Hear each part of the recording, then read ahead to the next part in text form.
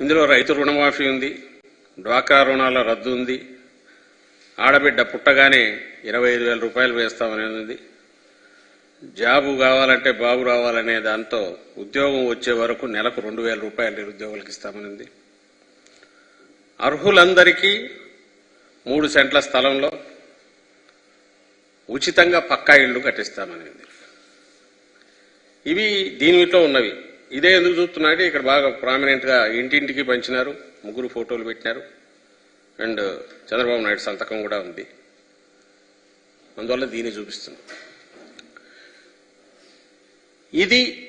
దీనికి సంజాయిషి ఇచ్చి ఉండాలి, ఎందుకంటే ఇవేం జరగలేదు కాబట్టి. ఏదో 1,00,000 కోట్ల దాకా ఉన్న రైతు రుణమాఫీ అరాకొర 10,000, 13,000 జరిగినట్టుంది 5 ఏళ్లకు. మీ బంగారం కూడా ఇళ్లకు తెప్పిస్తానన్న దాంట్లో అంతా కలిపితే 1,00,000 కోట్ల పైన ఉంది. దాంట్లో ఇచ్చింది 15,000 కోట్లు, 13,000 కోట్లు నాకు తెలిసి 5 ఏళ్లకు. ఇంకా మిగిలినవైతే అసలు ఏదీ లేవు. ఇంత అబద్ధాలు, మోసపూరితమైనవి ఇచ్చి పైగా ఆ కూటమి అనేది కూడా పూర్తి 5 ఏళ్ళు కూడా ఉండకుండా మళ్ళీ ఇప్పుడు ఏ మోహం పెట్టుకుని 3 ఒకే స్టేజ్ మీదకి వచ్చారు. ఈ స్టేజ్ మీద నిలబడి మళ్ళీ రాష్ట్ర ప్రజలకు పిలుపు ఇవ్వగలిగారు అనేది ప్రశ్న. నిన్నటి సభ ఏదైనా అది దేనికైనా ఒక గుర్తుగా దేని ఇండికేట్ చేస్తుంది అంటే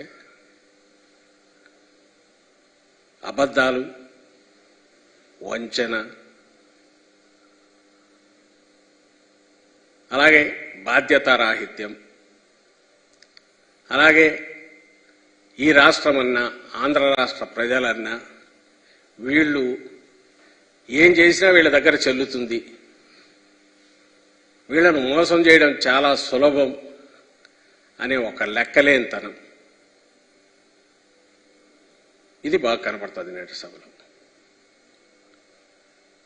నిజంగానే మామూలు మనమైనా ఎవరోనా ఇది మనకు ప్రామిస్ చేసి ఆ తర్వాత చేయలేకపోతే నెక్స్ట్ కనపడి మళ్ళీ ఏదన్నా అడగాలనుకున్నప్పుడు ఆ రోజు చేసినప్పుడు చేయలేదు కదా అని అడుగుతాం.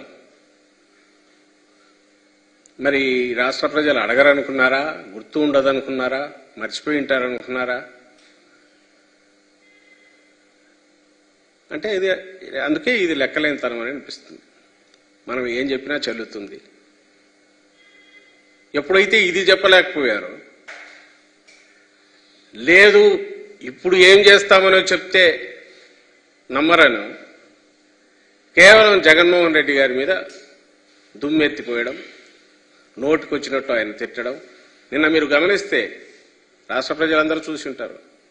చంద్రబాబు నాయుడు కానీ పవన్ కళ్యాణ్ కానీ ఒక రాజకీయ పార్టీ అధ్యక్షులుగానో లేక ఒక రాజకీయ పార్టీ నేతలుగానో ఒక రాష్ట్రం పట్ల వాళ్ళకి ఏదైనా బాధ్యత ఉందనుకుంటే అది ఎన్నికలకు ముందు తిట్లతో మొదలుపెట్టి తిట్లతో ముగిస్తారా?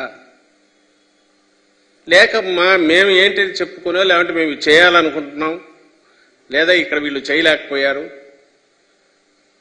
సో మేము వాళ్ళకంటే బెటర్గా మీకు ఇచ్చేస్తామని ప్రజలకు నచ్చజెప్పాలనే ప్రయత్నం చేస్తారా? అందులోనూ నిన్న 3 పార్టీలు కలిసి పెద్ద ఎత్తున మీటింగ్ పెట్టాలనుకొని అది ఫెయిల్ అయింది. That's a different issue. వాళ్ళు చెప్పిన దానికి అక్కడ జరిగిన దానికి అది డిఫరెంట్ ఇష్యూ. అక్కడికి వచ్చి మాట్లాడిన మాటలన్నీ కూడా ఎల్లో మీడియా అంటే ఈనాడు కానీ, ఆంధ్రజ్యోతి కానీ, లేదా వాళ్ళ ఛానల్స్లో కానీ బ్యానర్ హెడ్డింగ్లో, టాప్ స్టోరీలో పేరుతో 5 ఏళ్ల పాటు అబద్ధాలు ఏదైతే వండి వారుస్తూ పెట్టారో అవన్నీ బట్టి వాటిని వల్లవేసినట్టుంది. ఆ లక్షణాలన్నీ ఏవైతే వాళ్ళల్లో ఉన్నాయో, లేవైతే వాళ్ళ స్టోరీలు రాశారో ఆ పైత్యం అంతా కూడా అక్కడ కక్కేసినట్టుంది తప్ప జగన్మోహన్ రెడ్డి గారి మీద వాస్తవాన్ని అయితే అది ప్రతిబింబించదు. వాళ్ళ హాల్యూసినేషన్స్లో వాళ్ళు కొట్టుకుంటున్నారు. ఇన్నాళ్ళు మేము అన్నాం కాబట్టి ఇది నిజం అనుకుంటున్నారు. మేము ఏదైతే అన్నామో, మేము నమ్ముతున్నామో, మేము చెప్పిందే నిజమని అనుకొని వాళ్ళంతటా వాళ్ళు చెప్పి ఆత్మతృప్తి పొందినట్టు కనపడుతుంది. ప్రజలు ఆలోచించారని ఎందుకు అనుకుంటారు? నాకు అర్థం కావట్లేదు. జనం ఆలోచించాల. నిన్న అక్కడ సాక్షాత్తు ప్రధానమంత్రి వచ్చాడు. ఆయన ఏ పార్టీ వాడైనా ప్రధాని. ఆ సభ జరిగిన తీరింది. అక్కడ ఒక ప్రహసనంలాగా మొత్తం గందరగోళంగా జరగడం ఏంది? ఆడలేక మధ్యలో ఓడని ఒకటి సామెత ఉంది. నువ్వు డ్యాన్స్ చేయలేక వాడు సరిగా మధ్యలో కొట్టలేదు, అది వాయించలేదు, వాద్యం సరిగా పనిచేయలేదు, దానివల్ల చేయలేకపోయినా అన్నట్టు. వాళ్ళ మైక్ సిస్టమ్స్ ఫెయిల్ అయితే ఆ కన్సోల్ ఎవడు తీసుకెళ్లి ఎవడు జనంలో పెట్టుకుంటారు. జనం అక్కడ ఎక్కినారు. దానికి కారణం ఏంటంటే పోలీసులు రాలేదని. ఏ పార్టీ దీనికైనా సరే పెద్ద ఎత్తున కార్యకర్తలు చేరిన చోట పోలీసులు ఒక స్టేజ్కి ఉంచిపోలేదు. మా పార్టీ అయినా సరే నచ్చ చెప్పాలు చూస్తారు, ఇది చూస్తారు తప్ప ఏదో వచ్చి లాఠీలు పట్టుకుని కొట్టరు, తొయ్యరు. మనకుండాలి అది. నా సిద్ధం సభలు జరిగాయి చూశారు కదా.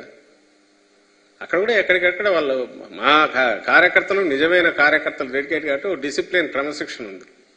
అయినా సరే ఎక్కువ మంది చేరిన చోట ఇబ్బంది లేకుండా చూడడానికి మన ప్రయత్నాలు మనం చేసుకోవాలనే కనీస జ్ఞానం లేకుండా నయం అదేదో పొరపాటున కరెంటు గిరెంటు పోయితే దాన్ని కూడా గవర్నమెంట్ అనడమో మమ్మల్ని అనడమో చేసేవాళ్ళం.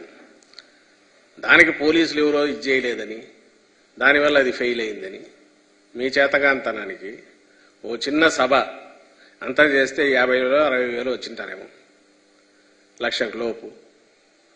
దాన్ని పట్టుకొని అసలు మొత్తం సరే మీ సభ మీరేమన్నా పొగుడుకోవచ్చు, ఎట్టయినా చేసుకోవచ్చు, అది మీ వాళ్ళ ఇష్టం. దాంట్లో వాళ్ళు తృప్తి పొందితే కాదనడానికి మేమెవరం. కానీ మీ చేతగాంతనానికి ఫెయిల్యూర్కు దాన్ని తీసుకొచ్చేసి డిపార్ట్మెంట్కో పోలీసుకో ఇంకోరికి అట్రిబ్యూట్ చేసే ప్రయత్నం అక్కడ ఇంకో దివాలా కోరుతున్నాం. అక్కడ జరిగినవన్నీ ఒకసారి రోజు ఇప్పటికే ఎక్కడికక్కడ అన్నిట్లో మీడియాలో వస్తున్నాయి, సోషల్ మీడియాలో వస్తున్నాయి.